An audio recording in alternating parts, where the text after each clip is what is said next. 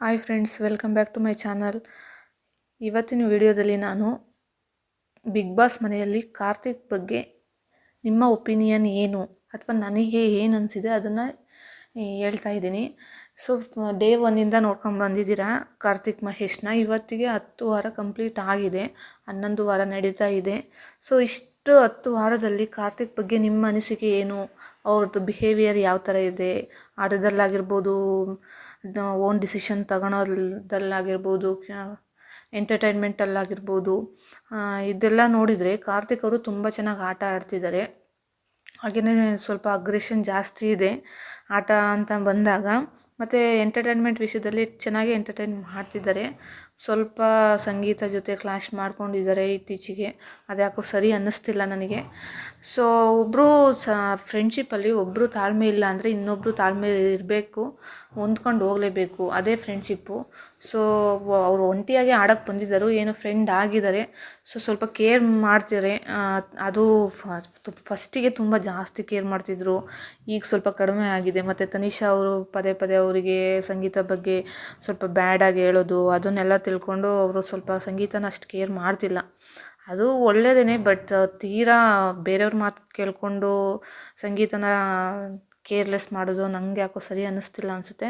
So ಅವ್ರ ಆಟ ಅಂತ ಬಂದಾಗ ಎಲ್ಲ ಆಟದಲ್ಲೂ ತುಂಬ ಚೆನ್ನಾಗಿ ಎಫರ್ಟ್ ಹಾಕಿದ್ದಾರೆ. ಕಿಚನ ಚಪ್ಪಾಳೆನೂ ತೊಗೊಂಡಿದ್ದಾರೆ, ಮತ್ತು ಕ್ಯಾಪ್ಟನ್ನು ಆಗಿದ್ದಾರೆ, ಕಳಪೆಗೂ ಹೋಗಿದ್ದಾರೆ. ಆ್ಯಕ್ಚುಲಿ ಹೇಳ್ಬೇಕಂದ್ರೆ ಅವ್ರು ಕಳಪೆಗೆ ಹೋಗೋ ಸ್ಪರ್ಧಿನೇ ಅಲ್ಲ. ಹೇಳ್ಬೇಕಂದ್ರೆ ಮನೆಯವರೆಲ್ಲ ಅದು ಚಪ್ಪಲಿ ವಿಷಯ ಹಿಡ್ಕೊಂಡು ಕಳಪೆ ಹಾಕಿದರು. ಅವತ್ತೇ ಆ ವೀಕಲ್ಲೇ ಅವರಿಗೆ ಕಿಚನ ಚಪ್ಪಳೆ ಕೂಡ ಸಿಕ್ತು. ಚೆನ್ನಾಗಿ ಆಟ ಆಡ್ತಿದ್ದಾರೆ, ಎಂಟರ್ಟೈನ್ಮೆಂಟು ಕೂಡ ಚೆನ್ನಾಗಿ ಮಾಡ್ತಾಯಿದ್ದಾರೆ. ಮತ್ತು ಏನಂದರೆ ಸ್ವಲ್ಪ ಜಾಸ್ತಿ ಕೋಪ ಜಾಸ್ತಿ ಕಾರ್ತಿಕ್ ಮಹೇಶ್ ಅವರಿಗೆ.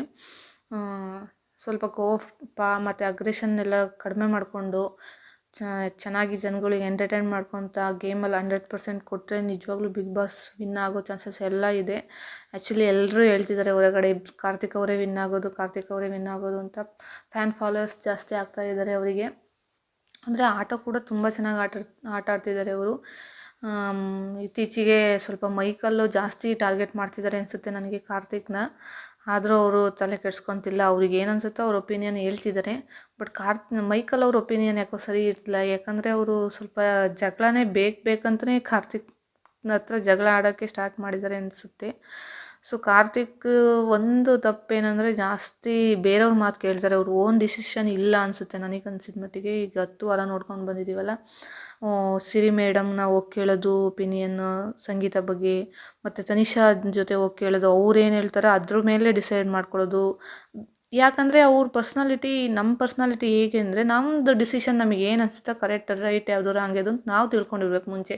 ಅದನ್ನು ಬೇರೆಯವ್ರ ಹತ್ರ ಹೋಗಿ ಕೇಳಿ ಅವ್ರ ಡಿಸಿಷನ್ನು ಅವರು ನಾವು ಓನ್ ಥಿಂಕ್ ಮೇಲೆ ನಾವು ಡಿಸಿಷನ್ ತಗೊಳೋದು ಎಷ್ಟು ಸರಿ ನೀವು ಹೇಳಿ. ಸೊ ಇದೊಂದು ನನಗೆ ಇಷ್ಟ ಆಗಲಿಲ್ಲ ಅವ್ರ ಗುಣದಲ್ಲಿ. ಯಾವಾಗಲೂ ಅಷ್ಟೇ ಸಿರಿ ಮೇಡಮ್ನ ಹೋಗಿ ಕೇಳ್ತಾರೆ, ಇಲ್ಲ ತನಿಷಾನ ಹೋಗಿ ಕೇಳ್ತಾರೆ. ತನಿಷಾ ಕಾರ್ತಿಕ್ ಅವರು ತುಂಬ ಚೆನ್ನಾಗಿ ಫ್ರೆಂಡು, ಒಬ್ರಿಗೊಬ್ರು ಬಿಟ್ಕೊಡಲ್ಲ. ಫಸ್ಟ್ ಡೇ ಒನ್ನಿಂದ ನೋಡ್ಕೊಂಡು ಬಂದಿದ್ದೀನಿ.